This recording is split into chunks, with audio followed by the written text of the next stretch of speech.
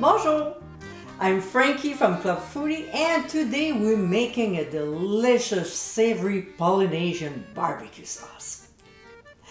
This easy and flavorful condiment is totally a must-have for your grilled foods. So let's get cooking.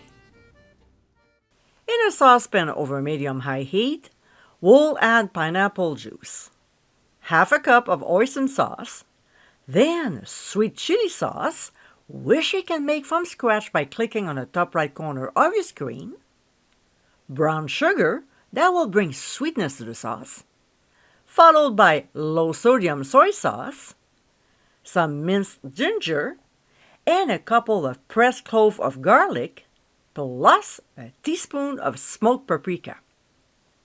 We'll stir until the ingredients are nicely blended and bring the mixture to a boil. When it gets there, we'll reduce the heat to medium-low and let it simmer until the sauce reduces by a third, about 20 minutes, stirring often. When time is up, we'll bring the heat to high, and when it starts boiling, we'll add our cornstarch slurry, which will help to thicken the sauce. That should take no longer than 60 seconds. It's that fast. Also, keep in mind that as the sauce cools off, it will thicken more. We'll remove the saucepan from the heat, bring the sauce to room temperature before storing it in an airtight container, and then transfer to the fridge until needed. This recipe yields a generous 2 cups.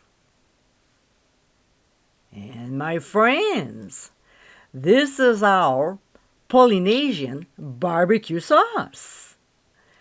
Quick and easy to make, this fabulous condiment is not only delicious, but can be used on many different proteins and grilled vegetables.